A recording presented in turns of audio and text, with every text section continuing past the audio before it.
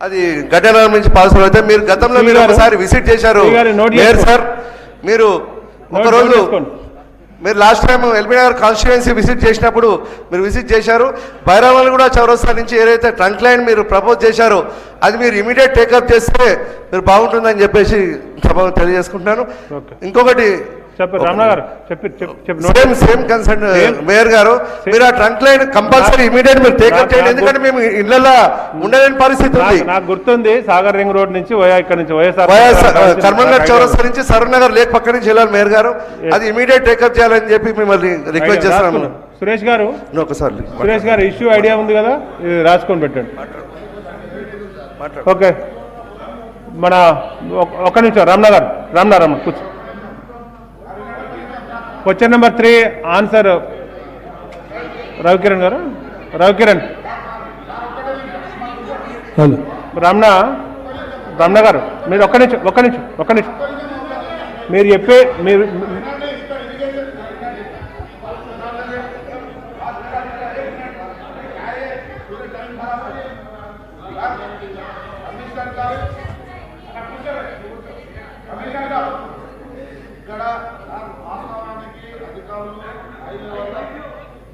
చాలా చక్కగా పనిచేస్తారు సార్.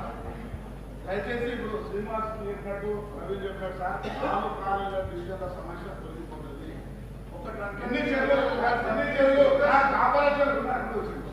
చేపల చెరువు కబ్జా అయితే ఇంతవరకు మీరు విజిట్ చేశారు సార్. నారమ్మ కూడా చెరువు, చేపల చెరువు ఓఎస్సీ హాస్పిటల్ అన్న డిఆర్డీఎల్ చెరువు, చెరువులు అనేది ఏంటి సార్ అంటే ఎవరికి అర్థమైతే లేదు.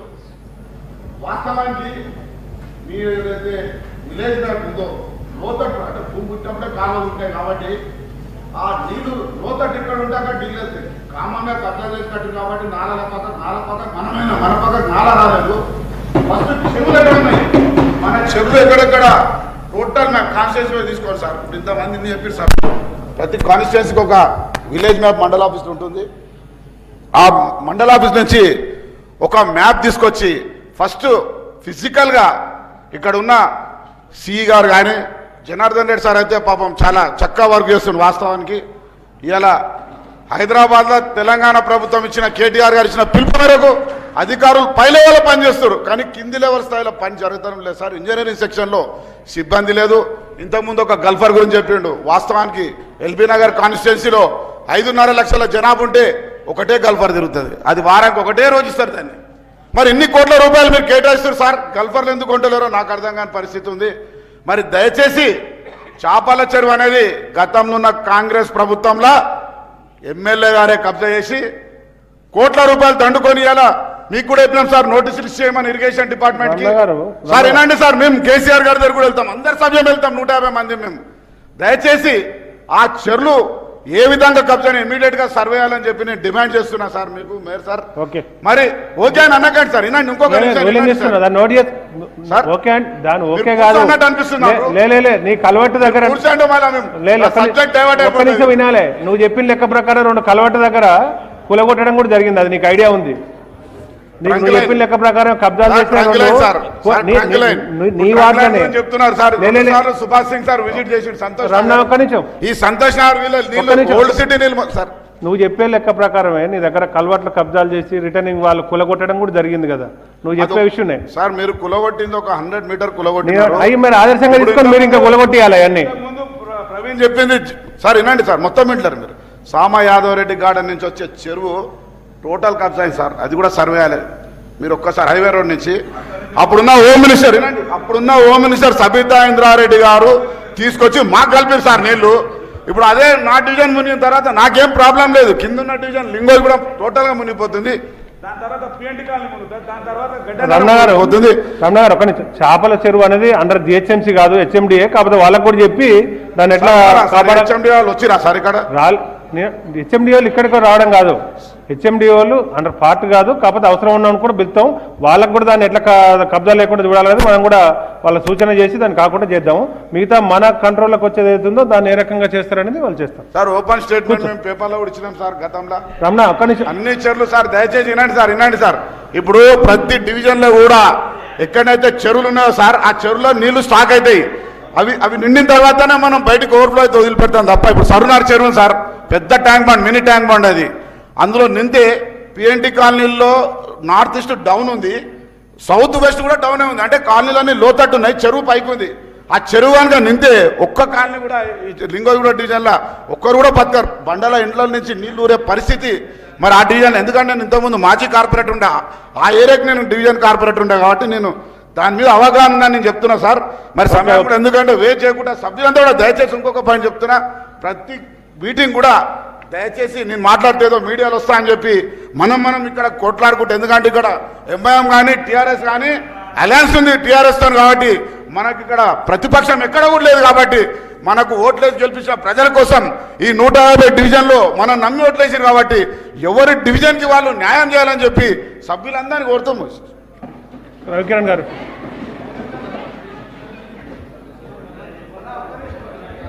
చెప్పిండు విషయం కవర్ అయింది. మళ్ళీ ఎందుకు నేను మాట్లాడడం గురించి మాట్లాడవద్దు, నేను మాట్లాడింది కదా ఇది. కానీ నాకు ఐడియా ఉంది, అలా సగం శాంక్షన్ అయింది, ఇంకా సగం అయ్యేది ఉంది, దానికి సంబంధించిన అడ్డంకులు ఉన్నాయి. దాన్ని వినాను. ఒక నిమిషం నీ ప్రాబ్లం వీళ్ళందరూ తెలియదు కావచ్చు, కానీ నాకు తెలుసు. సగం శాంక్షన్ అయింది, ఇంకా సగం శాంక్షన్ అయ్యేది ఉంది, 2-3 అడ్డంకులు ఉన్నాయి. అవన్నీ నాకు ఐడియా ఉంది కదా, ఐడియా ఉంది. కమిషనర్ గారికి ఐడియా ఉంది, సిఈ గారికి ఐడియా ఉంది, అందరికి అది ఐడియా ఉంది.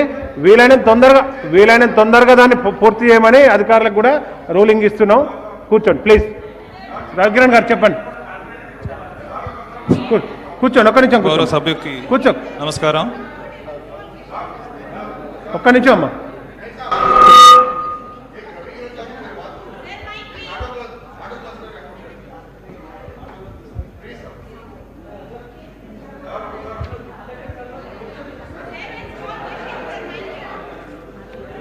ఏ విషయం అమ్మా? సామాటర్ అయిపోయింది. మళ్ళీ ఒక్క నిమిషం అమ్మా, ఒక్క నిమిషం. నేను 8కి వచ్చాను, నాలుగు మీద వచ్చినాక మాట్లాడదు. కూర్చో ప్లీజ్. గౌరవ సభకు నమస్కారం. నీది కూడా నాలుగు ప్రాబ్లం ఉంది, 8కి వచ్చాను వస్తుంది, మాట్లాడు. కూర్చో. నాకు అర్థమైంది. 8కి వచ్చాను నీ ట్రాఫిక్ ఉంది, అది దాంట్లో మాట్లాడదు. కూర్చో పిటాలంటే కూర్చో.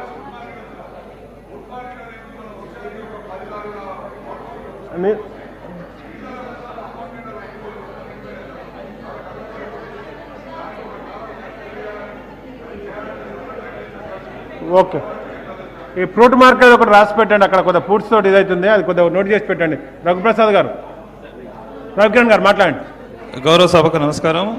ఈ స్వచ్ఛ ఆటో టిప్పర్లు ఏదైతే ప్రతిష్టాత్మకంగా మనము గౌరవ ముఖ్యమంత్రి వర్యులతో లాంచ్ చేశామో, ఇది మన యొక్క సిటీలో, నగరంలో మామూలుగా ప్రతిరోజు చెత్త రోడ్ల మీద పడటం, లేకపోతే రిక్షాల్లో ఇవ్వడంతో పాటు మనకు ఎన్నో ప్రాబ్లమ్స్ రావడంతో స్వచ్ఛ ఆటో టిప్పర్ తీసుకోవడం జరిగింది.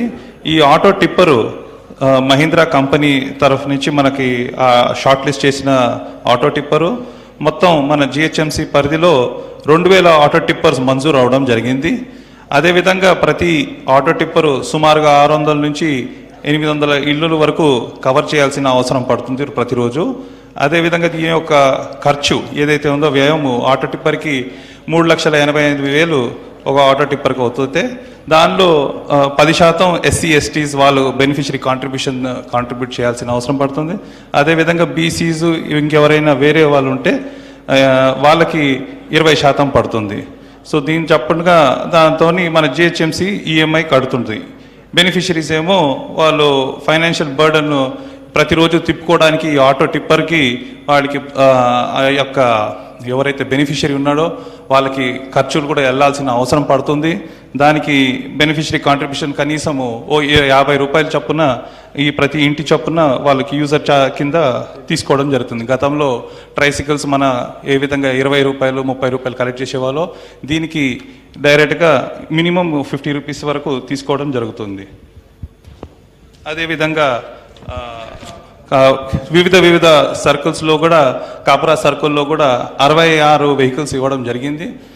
ఉప్పల్లో 41, ఎల్బీ నగర్లో 266, చార్మినార్ సర్కిల్ 4A 4Bలో 222, చార్మినార్ సర్కిల్ 5లో 75, రాయన్ నగర్లో 52, అదేవిధంగా ఖైరతాబాద్ 7A 7Bలో 111, యాబెడ్స్ 8 సర్కిల్లో 28, యాబిడ్స్ సర్కిల్ 9లో 170, ఖైరతాబాద్లో సర్కిల్ 10లో 245, సేలింగపల్లి 11 సర్కిల్లో 63, సేలింగపల్లి 12 సర్కిల్లో 62, రామచంద్రపురం పట్టణ్ చెరువులో 29, కూకట్పల్లి సర్కిల్లో 230, కుతుబులాపూర్లో 64, ఆల్వాల్లో 53, మల్కాజ్గిరిలో 93, సికింద్రాబాద్లో 122. ఈ విధంగా ఈ ఆటో టిప్పర్లు ప్రస్తుతం అయితే ఇవ్వడం జరిగింది 2000 చొప్పున. ఇవి అన్నీ తీసుకుంటూ ఈ చెత్త ప్రతి ఇంటి నుంచి ట్రాన్స్ఫర్ స్టేషన్, నేరుగా ట్రాన్స్ఫర్ స్టేషన్ వరకు వెళ్ళే అవకాశం ఉంది. ఎక్కడ బిన్ దగ్గర చుట్టుపక్కల ఓపెన్గా పడేయకుండా, రిక్షాలైనా ఎవరైనా పడేయకుండా, తద్వారా నేబర్హుడ్ ఇంకా బాగా క్లీన్గా అయిపోతుంది. ఇది మున్సిపల్ సాలిడ్ వేస్ట్ మేనేజ్మెంట్ రూల్స్లో కూడా 2016 ప్రకారం కూడా చట్టరీత్యంగా డైరెక్ట్గా house to house tying up is very important అని చెప్పడం జరిగింది. ధన్యవాదాలు.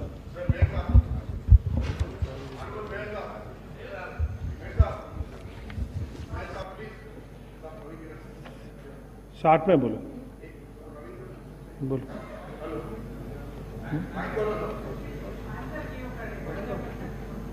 ओके मेयर साहब, अभी रवि किरण साहब बोले दैट इट्स गुड कि ऑटो टिपर्स इंक्रीज हो रहे, सपोर्ट दिया जा रहा रिपोर्ट में बैंकेज लिंकेज का.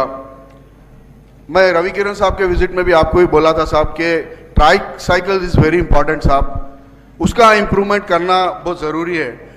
ब्लैक एंड वाइट स्टेटमेंट आया जीएचएमसी का, कमिश्नर साहब की सिग्नेचर भी है उस पर कि कंपैक्टर इंक्रीज कर रहे, स्वीविंग मशीन इंक्रीज कर रहे, ऑटो क्लस्टर्स इंक्रीज कर रहे, मगर कोई रिकॉर्ड में वर्बली कमिटमेंट है साहब, कोई रिकॉर्ड में ट्राई साइकिल्स का कोई भी नहीं है. Last time general body meeting में भी मैं ये रेस किया था क्वेश्चन के ये वेरी इंपॉर्टेंट है ट्राई साइकिल्स इंप्रूवमेंट करना, इस पे कोई ध्यान नहीं दिया जा रहा साहब. ये डिजीजेस कहाँ से हो रहे, मलेरिया कहाँ से आ रहा, क्यों हो रहा है डिजीज, बिकॉज ये गार्बेज बराबर लिफ्ट नहीं हो रहा साहब. नहीं साहब, मेरे को बोलना दीजिए, बहुत इंपॉर्टेंट है. लास्ट टाइम रवि किरण साहब बोले थे कि 50 क्लस्टर्स वार्ड नंबर 74 को देंगे, आप भी थे सामने, ठीक है 50 नहीं दिए, कुछ तो दियो, कुछ इंप्लीमेंट नहीं है साहब. और सेंट्रल जोन में जो ट्राईसाइकिल्स का है, आप कमिश्नर साहब से रिपोर्ट मांगिए. ट्राईसाइकिल्स का इश्यू है ना? नहीं साहब, सेंट्रल जोन का लीजिए, आंसर देने का नहीं मैं एक बात बोलना चाह रहा हूँ साहब, सेंट्रल जोन में पूछिए आप कितने ट्राईसाइकिल्स है, पूरे डैमेजेस है, एनजीओस को इंप्रूवमेंट करके उनको देना चाहिए. और ट्राईसाइकिल्स बहुत ऐड करना चाहिए. पवन रेड्डी गारू మైక్ బాబు సార్, ఇప్పుడు కాప్రా సర్కిల్లో మీరు 66 ఇచ్చామని చెప్పారు, కాకపోతే అది ఎమర్జెన్సీ కింద అప్పుడు ఎవరైతే బెనిఫిషరీస్ ఉన్నారో వాళ్ళకి ఇవ్వకుండా ఎవరైతే లైసెన్స్ ఉందో వాళ్ళకి మాత్రమే మీరు అందజేయటం జరిగింది.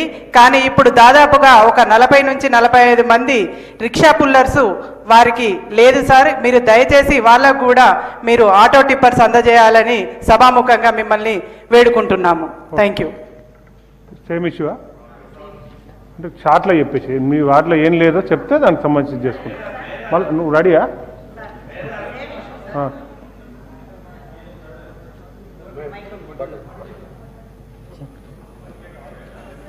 సార్, ఏదైతే మన ఆటో రిక్షాల్లో తీసుకెళ్లే చెత్త డంపర్ యార్డ్కి తీసుకెళ్తున్నారు కదా సార్, మరి రోడ్లు వచ్చిన చెత్త సేమ్ పాత డంపింగ్ యార్డ్లు ఏవైతే ఉన్నాయో అక్కడే మళ్ళీ రోడ్లు ఊడ్చిన చెత్త అంతా తీసుకెళ్ళి రోడ్లు ఊడ్చిన చెత్త మాత్రం ఈ ఆటో రిక్షాల్లో తీసుకెళ్ళటం లేదు కదా సార్, మామూలు రిక్షాల్లో తీసుకెళ్తున్నారు. అదే డంపర్ బిన్లో మళ్ళా చేస్తే మళ్ళీ సేమ్ ఇష్యూనే రైజ్ అవుతున్నారు సార్. మరి ఇప్పుడు రోడ్లు ఊడ్చిన చెత్త ఎక్కడికి తీసుకెళ్ళి ఎక్కడ పోయాలి, అది మరి ఎట్లా సార్? దానికి పరిష్కారం ఏంటి? ఇప్పుడు పాత డంపింగ్ యార్డ్లు కాలనీస్లో ఏదైతే ఉండకూడదు అనుకున్నామో అందుకోసం ఆటో రిక్షాలు మనం ప్రొవైడ్ చేస్తాం. సేమ్ మళ్ళీ ఈ రోడ్లు ఊడ్చిన చెత్త అంతా తీసుకెళ్ళి అక్కడే పోస్తున్నారు, సేమ్ మళ్ళీ అదే చెత్త మళ్ళీ అదే డంపింగ్ తయారవుతున్నారు సార్. మరి దీనికి కూడా ఏమన్నా ఒక పరిష్కారం చూస్తే బాగుంటుంది సార్. ఓకే, శేఖర్ రెడ్డి గారు.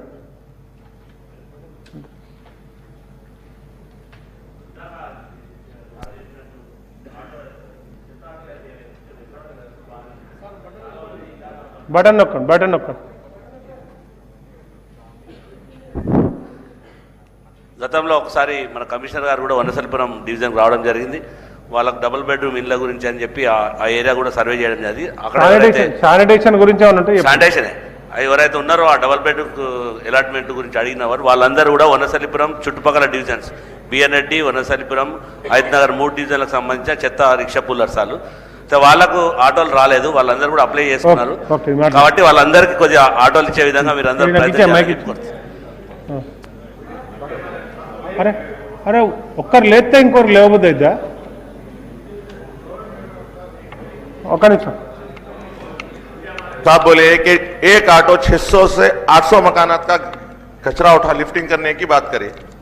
जो एक ऑटो जो है सो एक ट्रिप में 150 से 200 मकानात का कचरा उठा रहा, उन्हें एक ट्रिप करने जाके 4 घंटे से 5 घंटे टाइम लगा रहा, जिसकी वजह से जो 400 घरों का कचरा लिफ्ट कर रहा उन्हें 600 से 800 घरों का कैसा करेंगे साहब एक दिन में? इसकी वजह से 3 दिन 4 दिन तक जो है सो हर घर से अल्टरनेट डे जो है सो कचरा जो है 3-4 दिन तक नहीं उठ रहा। उसकी वजह से जो मलेरिया ये जो चीज जो पैदा हो रही, ये वजह ये, इसके लिए क्या जो है सो आप इंतजाम करने वाले हैं? और मकानात वाले ये कचरा नहीं उठने की वजह से ऑटो वाले को पेमेंट बराबर नहीं कर रहे, क्योंकि कचरा लिफ्ट सही नहीं हो रहा हो, उसकी वजह से उसको गाली भी सुनना पड़ रहा, उसको पैसे भी नहीं मिल रहे, उसका मेंटेनेंस नहीं हो रहा। उसके लिए आप लोग क्या इंतजाम कर रहे हैं, उसके लिए गौर फिक्र करिए।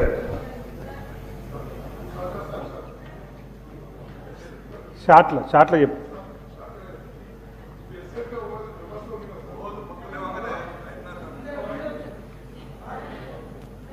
వచ్చింది మైక్ వచ్చింది. ఇప్పుడు ఎస్ఎఫ్ఏ వ్యవస్థ ఉంది కదా సార్, వీళ్ళు ఏం చేయాలి? విధులు ఏంది? అటెండెన్స్ తీసుకొని హోటల్ కాడ ఛాయలు తాగకుండా కూర్చుంటారు. వీళ్ళు రాకుండా హాజరేసి డుమ్మల పైసలు చరిసగా మంచుకుంటారు. ఇది ఆధారాలతో సహా నా దగ్గర ఉంది. అదేవిధంగా వీళ్ళు ఎక్కడ కూడా ఫీల్డ్ మీద తిరగడము, కనీసం వాళ్ళ చెత్త ఎక్కడ ఉంది, అది ఎక్కడ లిఫ్ట్ చేయాలి, ఏ మాత్రం కూడా పరిశీలిస్తలేరు. వాళ్ళంతా గుంపుకి ఏర్పడి గుంపులో కూర్చొని ఏమో అసలు స్వీపర్లు మైనస్ స్వీపర్లు పనిచేస్తుంటే సార్ మహిళా స్వీపర్లు పనిచేస్తుంటే ఇష్యూ అర్థమైంది, కన్సర్న్స్ అర్థమైంది సార్, రాసుకున్నారు. దయచేసి అదొకటి సార్, ఆ అటెండెన్స్ కూడా ఖచ్చితంగా రాకుండా వేసుకొని అటెండెన్స్ సిస్టమే మారుతుంది కొద్దిగా ఒక వారం రోజులు సార్. వాళ్ళు వీళ్ళు 50-50 తీసుకుంటారు సార్, అది చాలా తప్పదు సార్. ఏదంటే వాళ్ళ టైం కూడా ఉంటలేరు.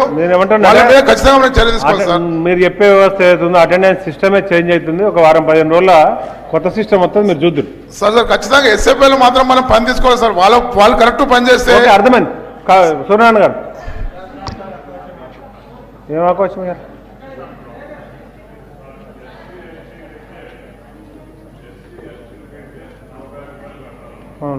బీసీకి అయితే 82,000 కట్టాలన్నారు. నేను మా ఫిలింనగర్ ఏరియాలో 82,000 కట్టి 1 year పైన అయిపోయిందండి. బండికి ఇంతవరకు బండి రాలేదు. నేను చాలాసార్లు ఈ విషయం అక్కడ ఉన్న మా కమిషనర్ గారి దృష్టికి వాళ్ళందరికీ తీసుకెళ్ళాను, బట్ ఇంతవరకు దాని మీద ఏం రెస్పాన్స్ లేదు. అక్కడ లోకల్గా ఉండే కొంతమంది సూపర్వైజర్స్ కొంత మిస్యూజ్ చేస్తున్నట్టుగా కూడా మాకు తెలుసు. దానివల్ల ఎక్కడ పడితే అక్కడ చెత్తేస్తారు. డివిజన్ నెంబర్ ఫతేనా డివిజన్ 118. ఓకే, నరేంద్ర గారు చెప్పండి. 6 తక్కువనేనా? ఒక్క నిమిషం. దీనివల్ల ఏం చేస్తారు, హోటళ్ళు గిటలు ఇదే ఛాన్స్ దొరికిందని చెప్పి ఎక్కడ పడితే అక్కడ ఇస్తారు. రోడ్ల మీద నడవలేకపోతున్నాం. మళ్ళీ తీసే రోజు ఇప్పుడు మనం అదే జేసీబీలు ఇవన్నీ మనం వినాయక నిమజ్జనం ఇవన్నీ యూజ్ చేసుకుంటున్నాం కాబట్టి చాలా ప్రాబ్లం అయింది. స్మెల్ రోడ్ల మీద నడవకుండా ప్రాబ్లం అయింది. మనం చెత్త డబ్బాలే లేకుండా ఒక మంచి ఉద్దేశంతో మనం ట్రాలీలు తీసుకొచ్చినాం. ఈ 6 పెట్టి చెత్త డబ్బాలు విషయం అర్థమైంది. మీరు చెప్పారు కదా, కాన్సెప్ట్ అర్థమైంది. వార్డ్ నెంబర్ చెప్పు. సంబంధించిన డాక్ సాబ్ ఎవరు లేరు సార్. ఇప్పటివరకు శానిటేషన్కి ఇబ్బంది అవుతుంది, మానిటరింగ్ కరెక్ట్ అవుతలేదు, స్వచ్ఛ ఆటోల వినియోగం కూడా కరెక్ట్ జరుగుతలేదు సార్. కంపల్సరీ ఒక డాక్టర్ గారిని మాకు మా సర్కిల్ కు ఏఎంసీ కావాలి, ఖచ్చితంగా ఒకటి నియమించాలని కోరుతా ఉన్నా సార్.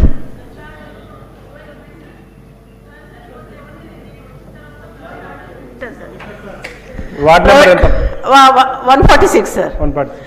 సో ఇప్పుడు మీరేమి దీంట్లో చెప్తున్నారు, ఒక్క ఆటో 600 నుంచి 800 అవర్స్ తీయాలని. అవును, కానీ వాళ్ళంతా దొంగ లెక్కలు చెప్తున్నారు. నేను మొత్తం లెక్క పెట్టిస్తే ఒక్కొక్క ఆటో 1200-1400 ఇండ్లు తీస్తున్నారు.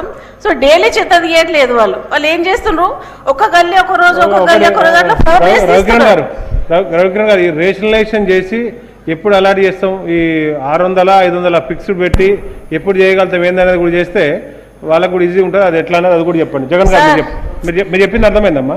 అది ఆ ప్రాబ్లం ఉంది. లేదు సార్, చెప్పేది వినండి. ఇప్పుడు ప్రైవేట్ ఆటోలు వాళ్ళు పని చేసుకోవడానికి కూడా రెడీ ఉన్నారు. నేను వచ్చి లేదు సార్, ఇప్పుడు మరి అట్లా ఉండదండి, మరి చెత్త తీయడం ఎట్లా సార్? మరి మనకు జిహెచ్ఎంసీ ఎన్ని ఆటోలు తక్కువ ఉన్నాయో మిగతా ఆటోలు కంపెన్సేట్ చేయడానికి సిద్ధంగా ఉన్నారు. కమిషనర్ గారు అప్పటి వరకు అయితే తీయాలి కదా సార్. మరి మీకు చెప్తారు కమిషనర్ గారు, ఇప్పుడు ఎన్ని ఆటోలు ఎక్కడెక్కడ తక్కువ ఉన్నాయో చెప్తే కమిషనర్ గారు దాన్ని గుర్తించి కూడా చెప్తారు. లేదు సార్, అప్పటి వరకు అయితే ప్రైవేట్ ఆటోలు తీయొచ్చు కదా సార్. ఎవరు ఇవ్వాలి కిరాయి? ఎవరు ఇవ్వాలి? వాళ్ళే ఇప్పుడు ఎవరైతే రిక్షా పుల్లర్స్ ఉన్నారో వాళ్ళే తెచ్చుకుంటుండ్రు, వాళ్ళే అక్కడ వేస్తున్నారు. మనకు సిస్టమ్ నడుస్తుంది, సిస్టమ్ ప్రకారం సిస్టమ్ వచ్చే వరకు ఇళ్లలో చేత అట్లనే ఉంటుందా సార్? తీస్తలేరు సార్. అవును, కిరాయి ఎవరు ఇస్తారు? వాళ్ళు ఇళ్లలో డబ్బు 50-50 కలెక్ట్ చేసుకుంటున్నారు కదా వాళ్ళు. సో అది కూడా పెట్టుకొని ఇస్తలేరు, ఎట్లా మరి?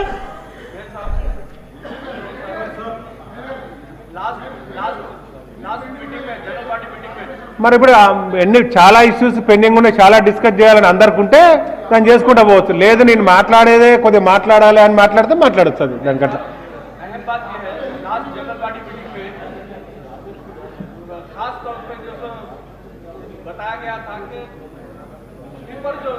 देते हैं उनके लिए व्हील बैरल नहीं है। अब वो लोग जो है सो कचरा लेके आके सीधा जहां छोटा नाला दिखा नाले में डाल देते स्वीपर्स, क्योंकि डंपर बिन जो है सो 1-1 किलोमीटर 2-2 किलोमीटर दूर है। उनको इससे पहले भी बोले थे कि व्हील बैरल दीजिए ताकि वो ढकेल के ले जा सकते, और लेडीज जो है सो थैलों में भर रहे हैं, ले जाके नालों में डाल दे रहे हैं। आज नालों में जो है सो सबसे ज्यादा कचरा डाल रहे हैं हमारे स्वीपर्स, इस वजह से कि डंपर बिन दूर दूर है और जो सो व्हील बैरल नहीं है उनके पास, तो उठा के नहीं ले जा सकते। और दूसरी बात यह है कि मेन रोडों पे सफाई हो रही, गलियों में सफाई नहीं होने की वजह से भी जो है ये मलेरिया का जो वबा जो फैल रही, इसमें जो सबसे गली में पुराना सफाई नहीं, आप यानी सैनिटेशन जो है सब प्रॉपर जो है सब जिस अंदाज में व्हील बैरल की सख्त जरूरत है साहब, रोड से व्हील बैरल होना है। और जो सो इससे पहले भी बोले कि रिक्शा जो सो ट्राईसाइकिल के वजह से हम ऑटो जितने दिए वो ऑटो कवर नहीं कर सक रहे। व्हील बैरल और जो सो ट्राईसाइकिल जो सो इमीडिएट अगर दिए तो जो सो हर डिवीजन में कम से कम जो सो डंपर बिन तक कचरा जा सकता। కమిషనర్ గారు, ఈ ఆటోలు గిట్లా ఆటోలు ట్రైసైకిల్స్ ఏం కాలేదు, ఆటోలు ఎక్కడెక్కడ లోటుపాట్లు ఏందనే దాని గురించి కానీ రిజిస్ట్రేషన్ గురించి కానీ కమిషనర్ గారు చెప్తారు. మీరు అందరికి సంబంధించి కూడా సేమ్ ఇష్యూ. ఇంకోటి మీరు అన్నట్టు 1200 కాదు 200 అది కూడా ఎట్లా చేస్తారు ఏందనేది కమిషనర్ గారు చెప్తారు, వినండి. దీని తర్వాత ఇంకా ఇంపార్టెంట్ ఇష్యూస్ ఉన్నాయి, వాళ్ళకి డిస్కషన్ పోదాం. ఓకే, రవికిరణ్ గారు నోట్ చేసుకోండి ప్లీజ్ ప్లీజ్ ప్లీజ్ కూర్చోండి. Okay okay, good morning to all of you. So దీని మీద మనకు అవసరమైనన్ని ఆటోలు ఇవ్వడానికి ఇబ్బంది ఏం లేదు. ఫస్ట్లో ఏమైందమ్మంటే వినండి, మొత్తం మీరు అయిపోయింది కదా వినండి, కూర్చోండి కూర్చోండి కవిత గారు ప్లీజ్ బయటి.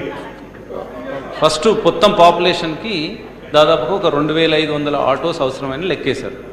సో ఒక్కొక్కరికి 600 నుంచి 800 ఇస్తే బాగుంటుందని అట్లా ప్రారంభం చేసాం. మనం చేసినాక నవంబర్లో స్టార్ట్ చేస్తే డిసెంబర్ జనవరి కల్లా చాలా ప్లేసెస్లో ఒక 2 నుంచి 3,000 మంది ఆల్రెడీ రిక్షా కార్మికులు ఉన్నారు.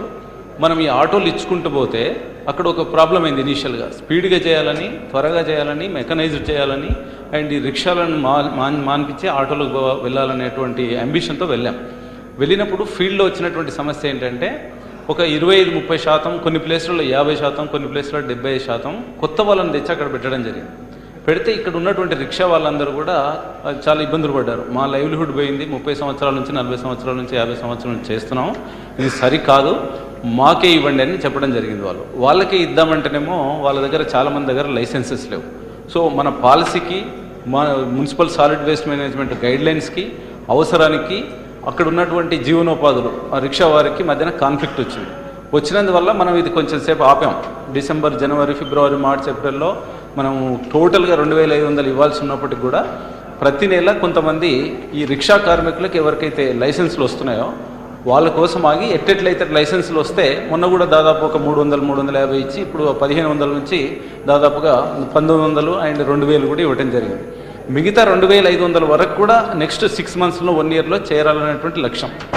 ఒక నెక్స్ట్ 1 వీక్లో కూడా మనం వెళ్ళొచ్చు. కానీ ఆ రిక్షా కార్మికులందరి దగ్గర లైసెన్స్ లేవు. ఆ లైసెన్స్కి, ప్రిలిమినరీ లైసెన్స్కి ఫైనల్ లైసెన్స్ తీసుకోవడానికి 1 సంవత్సరం పడుతుంది.